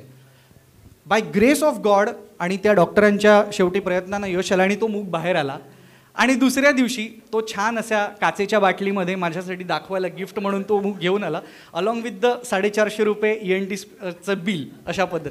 हां, आणि त्याच्यानंतर मी जो घरी मार खाल्ला आहे तो आयुष्यभर लक्षात राहण्यासारखा होता. पण आमची मैत्री अजूनही टिकून आहे. आणि आणि त्या अर्थाने म्हणजे आमची मैत्री मग त्याच्या पुढची दिवाळी होती, कारण हे सगळं प्रकरण प्रिन्सिपलपर्यंत गेलं, बऱ्याच गोष्टी झाल्या. सो त्याच्यानंतरची जी दिवाळी हे सगळं सॉल्व्ह झाल्यानंतरची गेली, मी डबल फटाके वाजवलेत. सो असा तो सगळा प्रसंग त्याच्यामध्ये लिहिलेला होता. जस्ट दिवाळीच्या आधीची गोष्ट आहे ही. उत्तम अभिनेता कसा असतो ते दाखवण्यासाठी मी मुद्दाम त्याला हा प्रसंग सांगितला. आणि त्याने जणू तो आपण बघतो इतक्या सक्षमतेने आपल्या पुढे उभा केला. आणि आपणही त्याच्यात म्हणजे मला ऐकू येत होते उद्गार, अरे बापरे असं वगैरे झालं की काय इतकं तू तो प्रसंग आमच्यापर्यंत पोहोचवलास. आणि मला खात्री होती की तुझ्या तोंडून आम्हाला ऐकताना फारच मजा येणार. आत्ताच प्रथमेश पण आलेला आहे, आपण त्याचं स्वागत करूयात. मुंबईच्या ट्रॅफिकने त्याला आज मुंबईच्या नाही, आमच्या अंधेरीच्या ट्रॅफिकने अंधेरीच्या ट्रॅफिकने प्रथमेशला चकवलेलं आहे आणि त्यामुळे तो थोडा उशिरा आपल्यात आला आहे. हरकत नाही, पण प्रथमेश तुझ्याशी बोलणारच आहे. पण आजही योगेशचं सुरू आहे. योगेशला मला विचारायचं आहे की हे सगळं असं इतका खोडकर मुलगा याच्यात कसा आला अभिनयाच्या क्षेत्रात, आणि आता तू खोडकर होता म्हणूनच आलाय तो. बरोबर. आणि निर्माता कसा झालास हे दोन्ही ऐकायला आवडेल. जसं पु ल देशपांडेंनी बिगरी ते मॅट्रिकमध्ये म्हटलं की महाविद्यालयीन जीवन किंवा शालेय जीवन खडतर होतं, तसं माझंही खडतर होतं. म्हणजे तेच म्हणतात तसं सेम की दिव्याखाली वगैरे अभ्यास नाही, पण एट्या खूप लागल्या, फेलबिल खूप झालो. तर त्यामुळे तसं करत करत मी हे करत होतो, शिक्षण करत होतो. आणि शाळेमध्ये असताना एकांकिका स्पर्धा करायचो, वक्तृत्व स्पर्धा करायचो. हे सगळं करत असताना आई बाबा त्या गोष्टी बघत होते की याचा कल कुठे आहे किंवा काय. कॉलेजमध्ये गेल्यानंतर मी साठे महाविद्यालयात 11वी-12वी, त्याच्यानंतर मुंबई युनिव्हर्सिटीमधून मी करस्पॉन्डन्स इकॉनॉमिक्सचं माझं शिक्षण पूर्ण केलं. आणि ते करत असताना आईने मला सांगितलं की एक्झॅक्टली जे सर्वसामान्य घरामध्ये एक बैठक होते की बाबा आयुष्यात पुढे काय करायचं तुला, तर मी ॲब्सोल्युटली माझ्याकडे काहीच, आय वॉज लाईक क्ल्यूलेस की मला काही ठरतच नव्हतं माझं. तर आई म्हणाली की तू शाळा कॉलेजपासून करतोयस किंवा मी बघितलं किंवा बक्षिसं मिळत आहेत, ते आवडतं आहे तुला, तर मला असं वाटतं की तू ह्याच्याकडे एक करिअर या दृष्टीने जर का बघायला सुरुवात केलीस तर काहीतरी होऊ शकेल. पण सायमल्टेनियसली तुला ग्रॅज्युएशन पूर्ण करावं लागेल, त्याच्याशिवाय तुला हे काही करता येणार नाही. तर आईने मला त्यावेळेला स्मिता तळवलकरांच्या अकॅडमीज बऱ्याच खूप फेमस होत्या आणि मला सांगितलं तू नाव नोंदव. मी म्हटलं अगं पण मी कसं जाऊ, माझी काय होईल, पैसे फुकट जातील, नाही एवढंच होईल ना, पण तू जा बघूया काय होतं.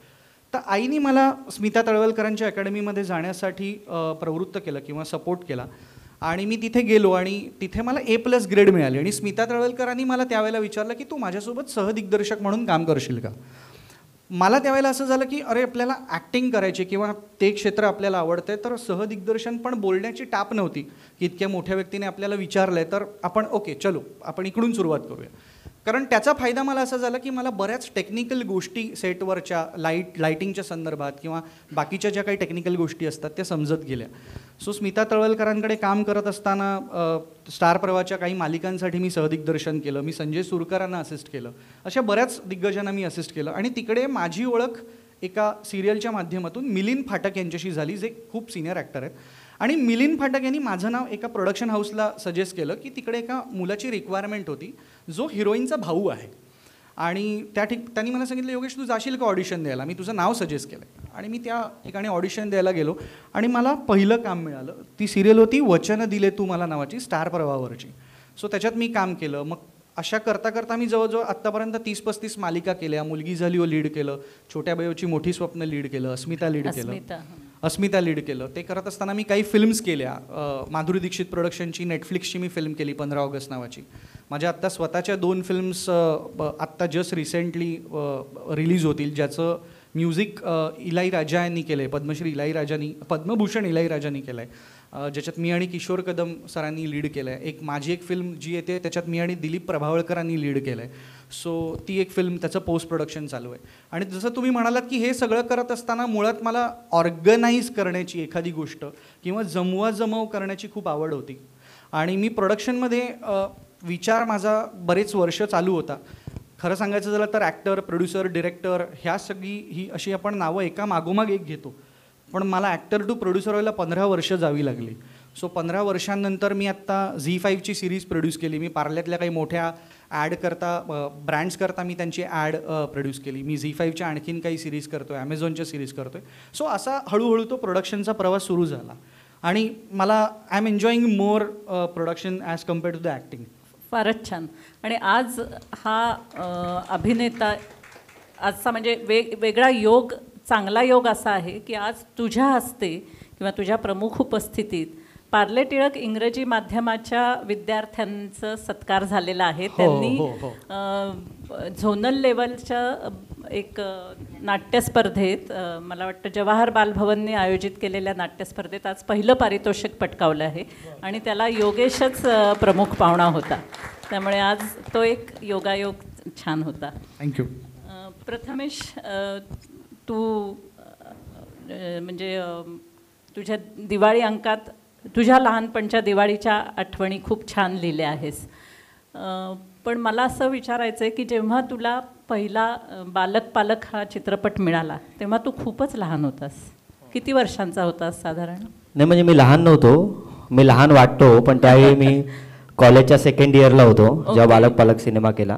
अच्छा. आणि ती आमची एकांकिका होती BP नावाचीच.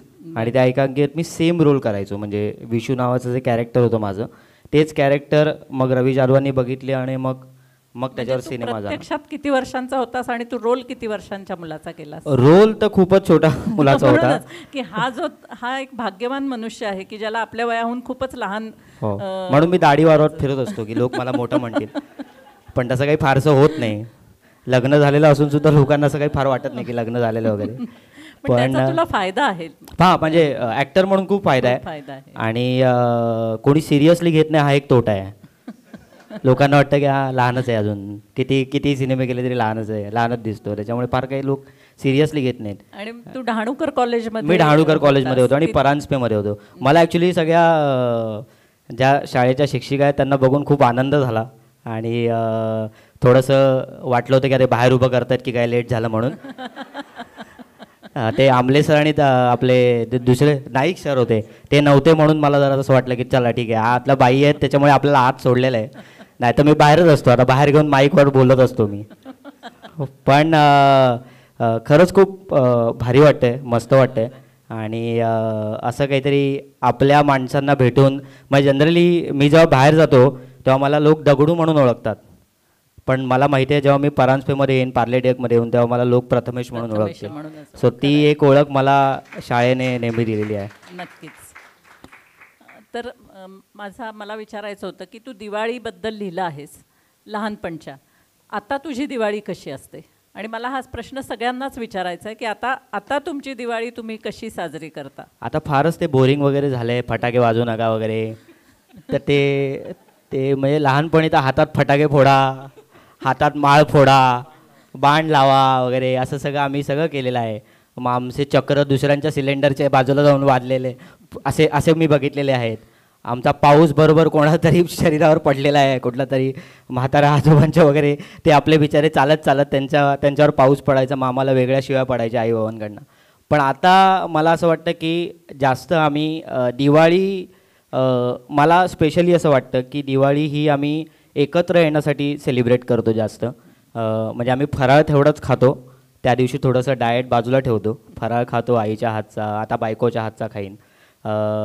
तर मला असं वाटतं की त्या दिवाळीचं महत्त्व आमचं हे झालेलं आहे की एकत्र भेटणं.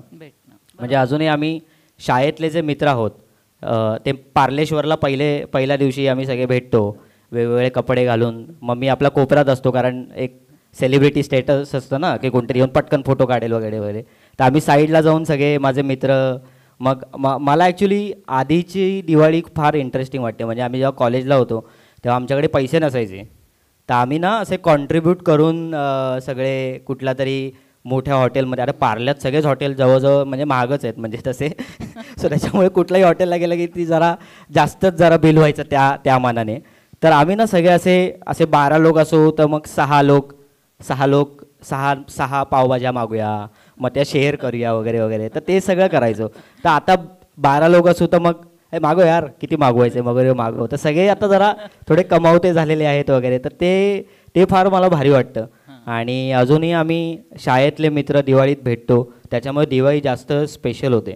आणि ती एक काय म्हणूया आपण की तुम्ही कितीही मोठे झालेले असाल तरी पण तुम्ही तुमच्या जेव्हा मित्रांना भेटता तेव्हा स्पेशली दिवाळीत, तेव्हा तुम्हाला तुमच्या एक आठवणी असतात. आणि मग तो दिवाळीचा अभ्यास आठवतो की तो का देतात शिक्षक, असं नेहमी असं वाटायचं की का एवढा अभ्यास. आणि तो शेवटी म्हणजे ते असतात ना काही हुशार मुलं असतात जे काही पहिल्या 2 दिवसात सगळा अभ्यास मोकळा करून मग दिवाळी एन्जॉय करतात.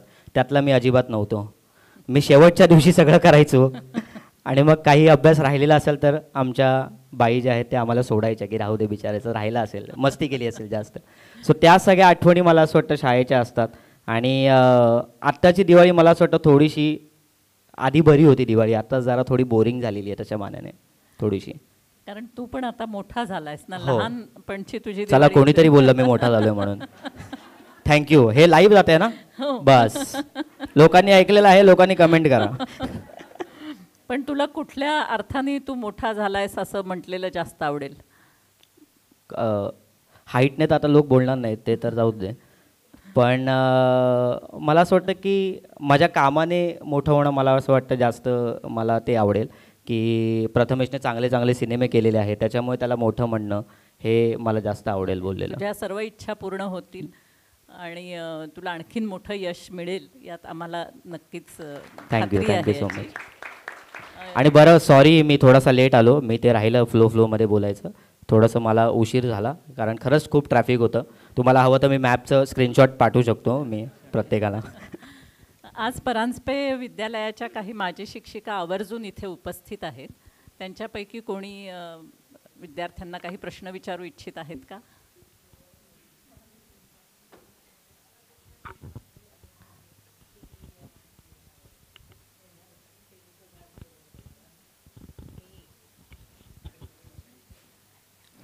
योगेशला शिकवलेलं आहे, अमृतालाही आणि प्रथमेशलाही. मी फक्त योगेशला माझ्याकडे एक आठवण आहे. मला आज तुझं कौतुक वाटतं. त्याने जे सांगितलं की मी जे सगळं ऑर्गनाईज करायला लागलो त्याच्यावरून मला ते क्लिक झालं. योगेश तुला आठवतं अभ्यास नाही केला की बेंचच्या खाली लपायचंस, आणि मी त्याला वर्गभर शोधत असायची. आणि हा जीव असा होता की तो बारीक असल्यामुळे अक्षरशः मागे सहज सरकून तो असा लांबडा व्हायचा बेंचच्या खाली आणि अख्खा वर्ग शोधायचा. आणि याचे मित्र हा असा होता की सगळ्यांचा जीव बारीक होता पण सगळ्यांचं लिडरशिप होती त्याच्याकडे. मला आज आठवलं की वर्गात एखादी गोष्ट नाही झाली म्हणजे ह्याचा अभ्यास नाही झाला की तो सगळ्यांना सांगायचा, तुम्ही पण दाखवायचं नाही नाही केलं. म्हणजे इथून ऑर्गनाईज कसं करायचं ते त्याने घेतलेलं होतं. पण मला एक तुला विचारायचं होतं की तेव्हा जे तुला प्रश्न विचारताना किंवा अभ्यास झाला आहे किंवा नाही हे विचारताना जे टेन्शन यायचं ते आता तू एवढा मोठा झालास, म्हणजे दिग्दर्शन केलंस, प्रोड्युसर म्हणून येतोस, नेटफ्लिक्सच्या तू आता सिरियल करतोस. मला असं वाटतं रेडिओची गोष्ट हो हो हो. बरोबर. मला त्याच्याबद्दल तुला नंतर मी विचारणारच आहे. पण हे करताना तुला कधी टेन्शन आलं का रे आत्ता? नाही, तसं नाही आलं. नाही आलं ना? नाही. म्हणजे तुला शाळेतलं मिळालेल्या बऱ्याच गोष्टींची शिदोरी 100%. म्हणूनच तर मी म्हटलं की मी मगाशी म्हणालो की पूर्वपुण्य आमची बलवत्तर आहे, म्हणून आम्ही अशा शाळेत आणि अशा संस्थेचा भाग आहोत. सो आम्ही जे कोणी आहोत ते त्याच्यामध्ये आमच्या सगळ्या शिक्षकांचा, शाळेचा प्रचंड मोठा वाटा आहे. म्हणजे खूप कौतुक आहे हे तुझं आणि कधी तुला न भरून अभिनंदन. येणारं, म्हणजे सिरियसली हे भरून नाही येणार कधी. पुढच्या तुझ्या सगळ्या गोष्टींसाठी तुला खूप खूप शुभेच्छा. Thank you so much. थँक्यू.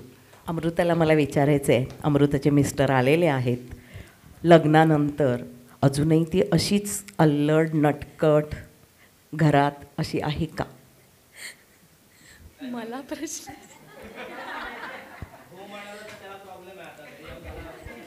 जे घरी पाठ केलेली उत्तर आहेत ना. नाही का? कारण मी आसावरीला पण शिकवलं, शतावरीला पण शिकवलं आणि अमृतालाही शिकवले. पाठ करून घेतलेली उत्तरं असं विचारायला म्हणायला लागतं. म्हणून इतकी अल्लड अजून आहे का? कारण ती या क्षेत्रात येईल आम्हाला माहीत होतं, कारण हिची मोठी बहीण खूप हुशार आसावरी. तुझ्या लग्नापर्यंत मला तिने सगळ्या बातम्या दररोज असतात. आसावरीमुळे सगळं कळत असतं मला. पण ताई आणि म्हणजे शतावरी यापेक्षा वेगळं क्षेत्र कसं काय तू निवडलंस? म्हणजे तू बातम्यांपर्यंत अँकरिंगपर्यंत गेली होतीस हे मला आसावरीमुळे होतं तुझ्यात, हे मला कळलं. पण आसावरीने आताची वेगळी वाट होती, शतावरीची वेगळी वाट, तुझी अगदीच वेगळी झाली. कारण त्याचं श्रेय मला असं वाटतंय त्या दोघींनाच द्यायला हवं. कारण मी म्हणजे जसं मी शेंडेफळ आहे, त्यामुळे ताई आणि दिदीच्या बाबतीत त्यांना कदाचित एक आपल्या नेहमीच्या प्रवाहामध्येच जाणं हे त्यांच्यासाठी होतंच. म्हणजे ताई तर अर्थात घरातली मोठी मुलगी, ती प्रचंड हुशारच आहे, ती इंजिनियर आहे, दिदी अकाउंट्स फील्डमध्ये. तर मला असं वाटतं की त्या दोघींनी मुळात त्या प्रवाहामध्ये गेल्यामुळे मला थोडा प्रवाहाविरुद्ध जाता आलं. कारण घरात लहान असल्यामुळे जबाबदाऱ्यांचं तसं ओझं नव्हतं सुदैवाने, आणि आईबाबांनी कधीच असं काही त्यांचं हे नव्हतं. पण एवढं नक्की होतं की शिक्षण व्यवस्थित घ्यायचं, म्हणजे बॅचलर डिग्री असायलाच पाहिजे. बाकी म्हणजे मला एकदा आठवतं की 11वी-12वीत म्हणजे नवीनच मी नाट्य मंडळामध्ये गेले होते आणि 12वी बोर्ड आणि सायन्स. तर तेव्हा सांगितलं होतं की नाही करायचं, म्हणजे 12वीत सोडून द्यायचं. मी खूप रडले होते की नाट्यमंडळ सोडावं लागतं आहे आणि असं सगळं. पण परत तेच आहे की त्या दोघी मुळात त्या क्षेत्रात होत्या, त्यांनी एक काहीतरी तो ठसा होता, म्हणून आईबाबांनी मला तो वाव दिला की ठीक आहे तू तरी कर. आणि म्हणजे त्यांच्यामुळेच ते कदाचित करू शकले. आणि त्यांचं असं होतं की ठीक आहे तुझी आवड आहे तर तू कर. खरं तर या गप्पा खूप रंगतायत, पण आपल्याकडे वेळ कमी आहे. आणि मघाशी सांगितलं तसं हे फेसबुक लाईव्ह पण आहे, तर तिथे पण काही प्रश्न आले. ते सगळे तर आपल्याला घेता येणार नाही, पण मी स्वामिनीला विनंती करते की तिने एखादा तरी प्रातिनिधिक स्वरूपात प्रश्न विचारावा फेसबुकमधून आलेला. फेसबुकवरून काही प्रश्न आलेत, पण एक प्रश्न मला असं वाटतं खूप छान आहे. त्यांनी असं, गीता बर्वे यांनी हा प्रश्न विचारला आहे. त्यांनी असं म्हटलं आहे की एक कलाकार म्हणून तुम्ही सगळेजण ग्रेट आहातच, पण माणूस म्हणून कायम नम्र राहणं हे कसं काय जमतं आहे तुम्हाला, किंवा कसं जमवता? मी एक किस्सा सांगतो तुम्हाला. मी आत्ता माझा एक मित्र आहे मनमित, आणि शिर्केबाईंचा मुलगा हा मित्र आहे हे मला माहीत नव्हतं. आणि मी त्याच्याबरोबर काहीतरी रात्री कुठून तरी नाटकावरनं का सिनेमावरनं येत होतो, आणि तो म्हटला की माझ्या मित्राचा बड्डे आहे तर तू येशील का? म्हटलं ठीक आहे आपण जाऊ, काही प्रॉब्लेम नाही. मग आम्ही वर गेलो आणि मी आपला साईडला उभा होतो. मी म्हटलं की आता ह्यांचा बड्डे सेलिब्रेशन चाललं तर आपण काय करणार ना, आपण ते फारसं काही ओळखत नाही. आणि अचानक तिकडून ना बेडरूममधनं का किचनमधनं शिर्केबाई आल्या. तर मी डायरेक्ट असा जाऊन डायरेक्ट पाया पडलो, आणि त्याचे मित्र असं आले, अरे काय आता काय करतोय? म्हटलं भाई अरे तुम्हाला बघून खूप मस्त वाटलं, भारी वाटलं. आणि मग त्या शाळेबद्दल बोलायला लागला की कधीतरी शाळेत येत जा वगैरे वगैरे वगैरे. तर मला त्यावेळी असं वाटलं की आपण किती मोठे झालो तरी असं कोणतरी मोठं आपल्याला दिसलं की आपण आपोआप विनम्र होतो आणि एक ते शाळेतला प्रथमेश कुठेतरी बाहेर होतो ना. सो त्या मला असं वाटतं की शिक्षकांमुळे ते जे शिक्षक आपल्याला गाईड करत होते ना, त्यांनी जे आपल्याला शिकवलेलं आहे ते आपल्या कधी पण आपण कितीही मोठं झालो तरी आपल्या डोक्यात ते राहतं आणि त्याच्यामुळे मी कदाचित अजूनही तसा विनम्र आहे. आणि थँक्स टू देम की त्यांनी अजूनही आम्हाला धपाटे देऊन तरी शिस्तीत ठेवलेलं आहे. आणि अजून एक मी गोष्ट सांगतो. माझे बाबा हे खूप म्हणजे मला त्यांचं कौतुक याच्यासाठी आहे की ते मी सेलिब्रिटी झाल्यानंतर सुद्धा ते हाऊसकीपिंगमध्ये काम करत होते. ते अजूनही ते म्हणजे लोकांना कॉफी द्या, चहा द्या ही कामं करत होते. आणि मी त्यांना एकदा असं म्हटलं, कारण मला असं फार म्हणजे आमचं ते हे नाही आहे की अरे बाबा वगैरे आम्हाला अजूनही म्हणता येत नाही. आमच्याकडे ते अजून अहो बाबा किंवा ऐका ना बाबा हेच म्हणावं लागतं आम्हाला. सो मी एकदा त्यांना असं म्हटलं की कशाला तुम्ही हे आता करता, तुम्हाला तर नाही केलं पाहिजे. तर ते मला असं फार म्हणाले की चांगलं, त्यांचं वाक्य फार भारी होतं की मी काम नाही केलं तर मी काय करू रे, म्हणजे माझे काम नसेल तर काय असेल. सो मला असं झालं की अजूनही तो माणूस सायकलने जातो. विजयनगरच्या समोरच ते हपटाऊन म्हणून ते आहे ना, तिकडे ते कामाला होते. सो ते तिथून एक 40 मिनटं सायकलिंग करून कामाला यायचे, काम करायचे, 40 मिनटं परत सायकल घेऊन जायचे. सो मला त्यांचं फार कौतुक वाटतं. आत्ता या वयातसुद्धा ते करायचे. आणि त्यांच्याकडे बघून मला असं वाटतं की आपण किती अजून लहान आहोत याची एक आपल्याला काय म्हणे आपण आपल्याला असं वाटतं की आपण काहीच नाही झालोत आपण. सो ते विनम्र राहायला ही आजूबाजूची माणसं आपल्याला मदत करत असतात नेहमी. एक सेकंद बाई बोलते. त्याच्या विनम्रतेचं एक उदाहरण आहे. त्यावेळेला तो ज्या वेळेला घरी आला माझ्या, त्याचे केस वाढलेले होते आणि सगळे रंगवलेले होते, त्यामुळे तो घरात येत नव्हता. आणि त्यावेळेला त्याने आधी सॉरी म्हटलं की बाई मी केस हे पिक्चरसाठी केलेले आहेत, सॉरी म्हणून मी आत येत नाहीये. तर प्रथमेश आणि अमृतासाठी मला एक विचारायचा आहे प्रश्न की तुम्ही शाळेत असताना वार्षिकोत्सव खूप गाजवलेत, तर शाळेचा रंगमंच आणि चित्रपटाचा रंगमंच यापैकी तुम्हाला कोणता जास्त भावला? शाळेचाच मोस्टली, कारण शाळेत असताना खूप भीती होती. मग कदाचित तुम्ही नसता तर आम्ही उभे पण नसतो राहिलो असतो. कारण मला अजूनही आठवतं एक पर्यावरणाचं कुठलं तरी नाटक बसवलं होतं. मला वाटतं मानेबाई तुम्हीच बसवलं होतं का कोणी? मी झाड नव्हतो, मी शेलारबाईंनी बसवलं होतं. बरोबर, शेलारबाईंनी बसवलेलं होतं. आणि त्या नाटकात मी एक वाईट खोकला असणारा माणूस होतो, जो मी अजूनही जर लोकांनी बघितला असता तर मला कुठल्याच सिनेमात घेतलं नसतं. इतका वाईट झाला होता तो.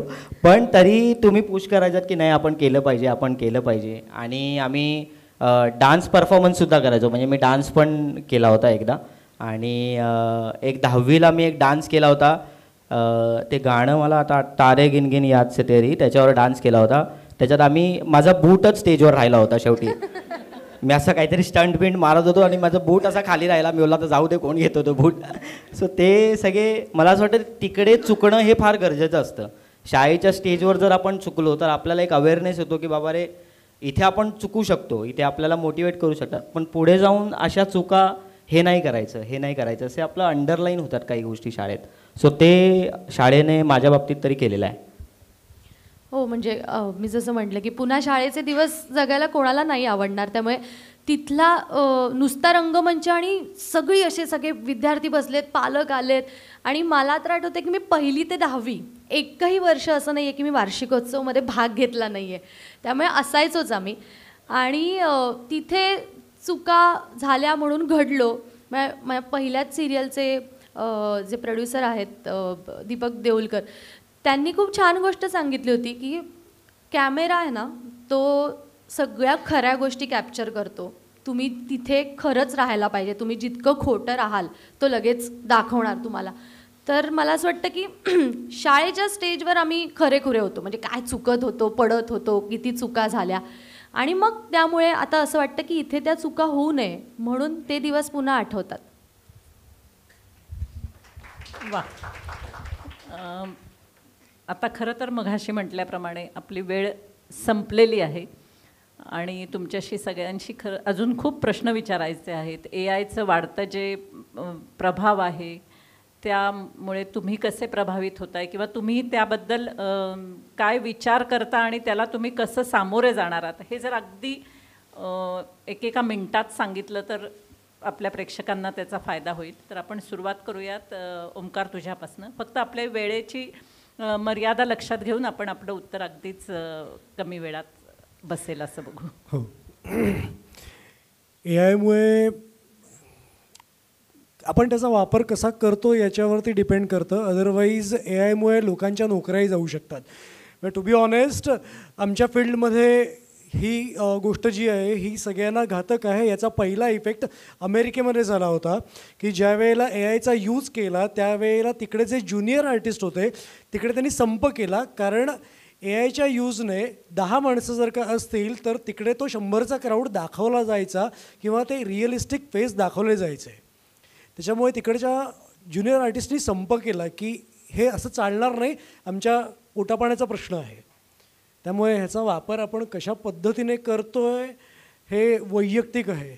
AIचा वापर आत्ताच्या घडीला बोलू नये पण राजकारणातही खूप वेगळ्या आणि विचित्र लेवलला चालू आहे. त्यामुळे हे आपल्यासाठी नाही, हे देशासाठी सुद्धा खूप घातक आहे. खरं आहे ते. पण सर्वात पहिल्यांदा म्हणजे कुऱ्हाड जी आली आहे ती मला वाटतं क्रिएटिव्ह क्षेत्रावर आलेली आहे. आर्टिस्टचं काम खूप प्रमाणात AI करत आहे. आपला हा दर्पणचा दिवाळी अंक जर बघितलात तर त्याचं मुखपृष्ठ आपण AIच्या साहाय्याने केलेलं आहे. त्यामुळे एका आर्टिस्टचं काम आपोआप कमी झालं आणि खूप कमी वेळात त्यांनी हे आम्हाला करून दिलं. आणि खूप कमी वेळात आणि खूप कमी पैशात होणारी गोष्ट आहे. म्हणजे जर का एखाद्या व्यक्तीला जर का मला पर डे म्हणून द्यायचं आहे तर त्याच्यापेक्षा मी त्याच ह्याच्यामध्ये खूप जणांना अरेंज करू शकतो. Am I right producer? हां, खरं. योगेश? नाही, सेम आहे. म्हणजे मी हेच म्हणेन की कुठलीही गोष्ट आपण प्रत्येकाचं प्रमाण ठरलं आहे ना, औषधांचं प्रमाण ठरलं आहे, कुठल्याही गोष्टीचं प्रमाण ठरलं आहे. सो ती जोपर्यंत प्रमाणात आहे आणि त्याचा आपल्याला फायदा होतो आहे तोपर्यंत ठीक आहे. शेवटी अति तिथे माती. आणि जर आता अधोगती जसं ओंकारने काही काही गोष्टींबद्दल बोललं तर मला असं वाटतं की जिकडे जेवढी गरज आहे तेवढीच ती गोष्ट वापरली गेली पाहिजे. दॅट्स इट, एवढंच. मला वाटतं तेच आहे, म्हणजे बॅलन्स आउट करणं फार गरजेचं आहे. म्हणजे प्रामुख्याने मला असं वाटतं की AIला तुम्ही आता शाळेत घुसू देऊ नका. सगळ्यात जास्त मला असं वाटतं की जर लहान मुलांना AI चुकीचं काय आहे हे जर लवकरात लवकर तुम्ही सांगितलं तर जास्त ग्रो होईल. म्हणजे आता जी मोठी माणसं आहेत त्यांना कळेपर्यंत ते बहुतेक संपलेलं असेल. पण मला असं वाटतं की ते AI लहान पोरांपर्यंत पोचवणं हे कसं पोचवलं गेलं पाहिजे. जसं मोबाईल आला तर मोबाईलबद्दल खूप गोष्टी पसरवल्या गेल्या की हे वाईट आहे, हे वाईट आहे, वाईट आहे, पण त्याचे काही प्लस पॉईंट्स पण आहेत. तसे AIचे सुद्धा आहेत. सो ते प्लस पॉईंट जे आहेत ते तितकेच ठेवून कोणाच्याही पोटावर पाय न देता आपण AIचा वापर कसा करू शकतो याकडे जास्त कल असला पाहिजे असं मला वाटतं. अगदी खरं आहे. मला फक्त एकच, नेटफ्लिक्सवरती ना खूप छान 2 डॉक्युमेंटरीज आहेत. एक म्हणजे बाय नाव नावाची आणि एक आहे सोशल डायलेमा नावाची. या 2 डॉक्युमेंटरीजना प्रत्येकाने आवर्जून बघाव्यात. कारण त्याचा मूळ जे आहे ना ते सगळं AI की हे कसं फंक्शन होतं आणि आपण त्याच्यामध्ये कसे घुसत चाललो आहे कम्प्लिटली. आपण आपला मानसिक संतुलन म्हणा किंवा आपण आपला मेंटल पीस म्हणा, हे ज्या सगळ्या गोष्टी आहेत त्या आपण कशा घालवतो याचं उत्तम उदाहरण. आणि हे सगळी डॉक्युमेंटरी कोणी केली आहे तर जे लोक फेसबुकमध्ये म्हणजे मेटासारख्या ह्याच्यामध्ये किंवा गुगलमध्ये ज्या मोठ्या मोठ्या पदावरती लोकं होती आणि त्यांनी टेन्शनमुळे, वर्क स्ट्रेसमुळे, आत्ता आजूबाजूला जे सगळं वातावरण आहे त्याच्यामुळे नोकरी सोडली आणि जे आता सर्वसामान्य जीवन जगतात अशा लोकांची ती डॉक्युमेंटरी आहे. प्रत्येकाने आवर्जून बघावी अशी डॉक्युमेंटरी, म्हणजे सगळ्यांना कळेल की काय चाललं आहे आत्ता. नक्कीच. खरं तर एक गंमत आहे. म्हणजे मी जसं शाळेशी असोसिएटेड आहे तसंच म्हणजे राजवाडे सर इथे आत्ता आहेत. मी साठे कॉलेजमध्ये व्हिजिटिंग लेक्चरर म्हणून जाते आणि मी माझ्या विद्यार्थ्यांना हा विषय दिलेला आहे की त्याच्यावर तुम्ही लिहून आणा. तर मला असं वाटतं आणि मी त्यांना सांगताना हे सांगितलं की AIचंच लिहायचं आहे पण AIचा वापर करायचा नाही आहे हे मी सांगितलं त्यांना आणि मलाच तो आज प्रश्न आलेला आहे. सो मला इतकंच माहिती आहे की म्हणजे जगात पहिल्यांदा जेव्हा एखादी टेक्नॉलॉजी आली असेल त्यावेळेला सुद्धा असंच झालं असेल की अरे ही टेक्नॉलॉजी घातक आहे का. तर मला असं वाटतं की AI हे फ्युचर आहे, ते आपण नाकारू तर शकत नाही आहे. पण मला असं वाटतं AI ने आपल्याला शिकण्याआधी शिकलेलंच आहे, म्हणजे AI आपल्याला शिकतंच आहे रोज, एवढा साठा त्यांच्याकडे आहे, तर ते होणारच आहे. पण मला असं वाटतं AIला जर आपण शिकून घेतलं आणि त्याचं फ्युचर जाणून आपण जर त्याचा करेक्ट वापर केला, म्हणजे प्लस पॉईंट समजून जर त्याला त्याच्यावर म्हणजे काय म्हणतात ओव्हरकम करता आलं, तर त्याच्यासारखी गोष्ट नाही. आणि मला असं वाटतं की ती आहे गोष्ट, म्हणजे ती असणार आहे भविष्यात. त्यामुळे त्याला स्वीकारून पुढे जाणं हेच आपल्या हातात आहे. तर अगदी खरं आहे. दिवाळीच्या या पहिल्या दिवशी पहिला दिवा लागलेला आहे. आपण आज सगळ्यांनी दिव्याला नमस्कारही केलेला आहे, त्या आशेसह की हा जो काही AI, सोशल मीडिया असे वेगवेगळे प्रश्न आपल्या समाज जीवनात उभारत आहेत, त्या सर्वांना आपण आपल्या शिक्षणाच्या जोरावर, आपल्या समाजातल्या चांगल्या रूढींच्या जोरावर, चांगल्या संस्कारांच्या जोरावर नक्कीच चांगल्या प्रकारे तोंड देऊ आणि त्याच्यावर आरूढ होऊ, या आशेसह मी आपल्या या गप्पांचा समारोप करते. तुम्हा सर्वांना दिवाळीच्या खूप खूप शुभेच्छा. आणि माझी सहकारी स्वामींनी हिला पुढचे सूत्र देते.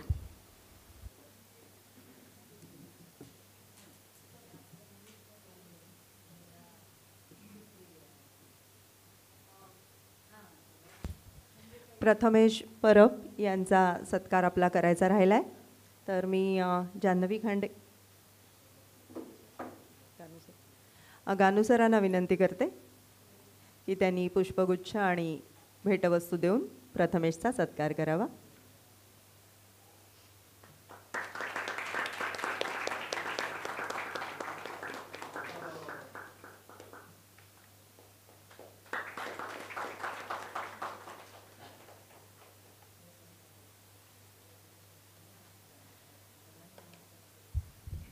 दिवाळीच्या घरगुती गप्पा रंगाव्यात, तसा हा छोटेखानी मुलाखतीचा कार्यक्रम खरंच खूप छान रंगतदार असा झाला आणि मनापासून तुम्ही सगळ्यांनी आमच्याशी संवाद साधलात आणि त्यामुळे तो अगदी सर्वांच्या आमच्या मनापर्यंत पोचला असं म्हणायला हरकत नाही. दर्पणच्या दिवाळी अंकाचा नेटका, छोटेखानी आणि तरीही ऑनलाईनच्या माध्यमातून सर्वसमावेशक असा हृदय सोहळा आता संपन्न झालेला आहे आणि या सोहळ्याला उपस्थित राहणाऱ्या सर्वांचे मी मनपूर्वक आभार मानते. प्रकाशन सोहळ्याला उपस्थित असलेले संस्थेचे मान्यवर पदाधिकारी, सर्व शाळांचे महाविद्यालयांचे मुख्याध्यापक, अधिकारी वर्ग, शिक्षक आणि शिक्षकेतर कर्मचारी, स्वतःच्या व्यस्त वेळापत्रकातून वेळात वेळ काढून आपल्या या आजच्या कार्यक्रमासाठी उपस्थित राहिलेले मान्यवर पाहुणे आणि आजच्या कार्यक्रमाला लाभलेला जाणकार आणि जागरूक असा प्रेक्षक वर्ग, या सर्वांचे आभार. दर्पणचा प्रत्येक अंक देखणा आणि वाचनीय व्हावा यासाठी सातत्याने प्रयत्न करणारे ठाणे वैभव टीमचे निखिल बल्लाळ आणि जुईली बल्लाळ यांचेही आभार. दर्पणच्या यशाची कमान अशीच चढती राहो अशी ईश्वरचरणी प्रार्थना आणि तुम्हा सर्वांना ही दिवाळी सुख, समृद्धी, समाधान देणारी, निरामयी आणि वाचनाचा भरपूर आनंद देणारी जावो ही शुभेच्छा. आता ऑनलाईन फेसबुक लाईव्हचा कार्यक्रम संपलेला आहे. तरी सगळ्यांनी बसायचं आहे थोडा वेळ.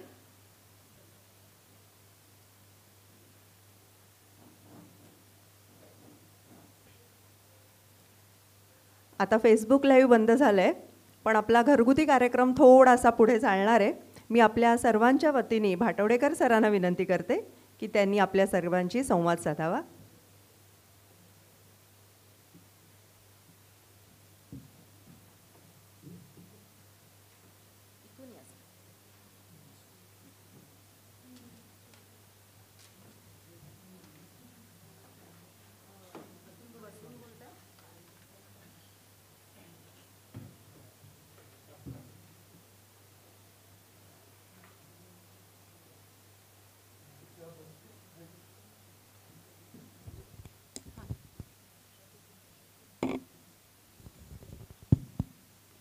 यांच्याबरोबर बसलं थोडं नाटक करायला पाहिजे.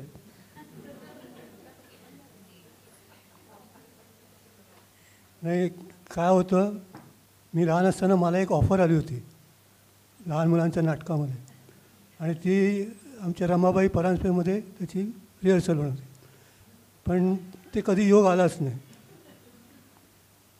मला एक महत्त्वाची गोष्ट इथे या चौघांना सांगायची आहे. म्हणजे तुम्हाला ज्याने घडवलं त्यात एक मानेबाई आहे.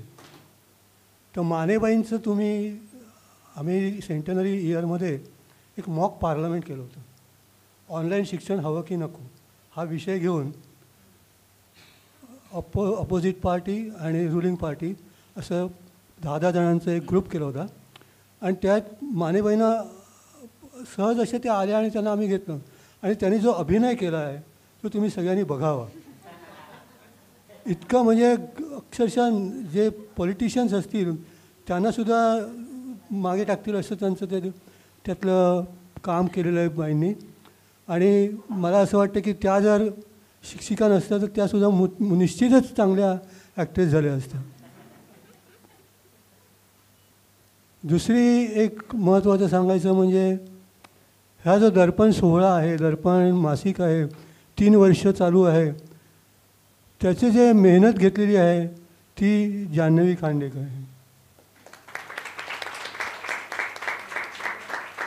संकल्पनेपासून त्याची निर्मिती, त्याच्यात निरनिराळे विषय आणणं, या सगळ्याचं जे काय म्हणतात त्याला भांडार त्यांच्याकडे आहे. आणि त्या दरवेळी नाविन्यपूर्ण असा अंक काढत असतात. पहिला दिवाळी अंक मला माहिती नाही कुठे झाला तो, दुसरा अंक किल्ल्याच्या सान्निध्यात झाला, तिसरा एअर कंडिशन दालनामध्ये झाला, चौथा आता कुठे ठरवतात माहिती नाही मला. पण अशी चढती कमान राहू दे.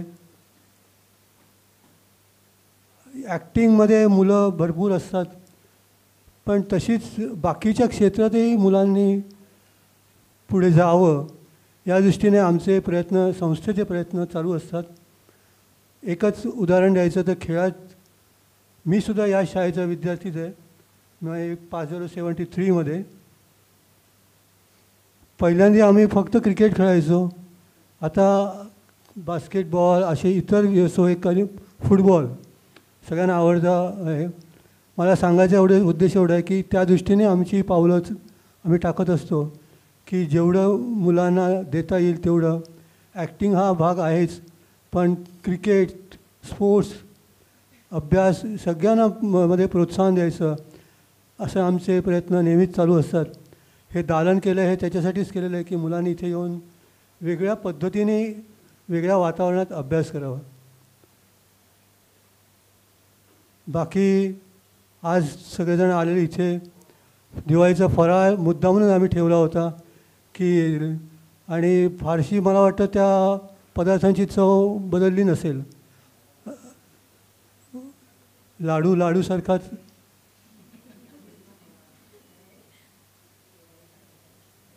नाही, अजून मी टेस्ट नाही केलेला. पण मला मुळात मुख्यतः आभार मानायचे म्हणजे विनीता नायर, आणखीन 2-3 मला हे नाही, तर विनीता नायर आहे ती. त्यामुळे अख्खा मराठी प्रोग्राम त्या बसून ऐकत होत्या, ह्याचं मला फार कौतुक आहे. त्यांना किती समजला मी विचारलं नाही, पण त्या हसत असतात नेहमी. अशा देश मला नावं माहिती नाहीत, ICSEच्या पण मला दिसत आहेत समोर. म्हणजे त्या आवर्जून या कार्यक्रमाला उपस्थित राहिल्या आणि कुठेही असं कुठून आपण इथे राहिलो असं त्यांच्या चेहऱ्यावर भाव नाही आहे आणि एन्जॉय करत आहेत ते. मला फक्त एकच सांगायचं आहे की संस्था नेहमीच तुमच्या पाठीशी आहे. अनेक प्रकल्प करा, अनेक उपक्रम चालू करा आणि अशाच चांगल्या संख्येने उपस्थित राहा. सगळ्यांनी एकत्र या. तुम्हाला माहिती असेल तर 14 सालापासून एकत्र शिक्षकांचे कार्यक्रम होतात आणि त्याच्यामध्ये खरे टॅलेंट तुम्हाला शिक्षकांचे दिसून येतात, आम्हाला दिसून आले. असंच सगळं चालू राहू द्या, ह्याच्यातच आम्हाला आनंद आहे. धन्यवाद.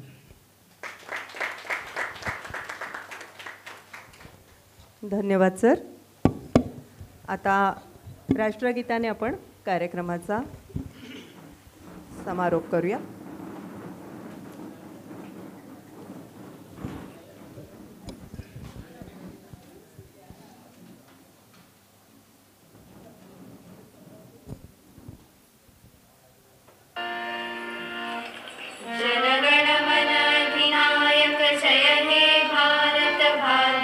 विधाता पंजाब सिंधु गुजरात मराठा द्राविड उत्कल बंग विंध्य हिमाचल यमुना गंगा उच्छल जलधि तरंग तव शुभ नामे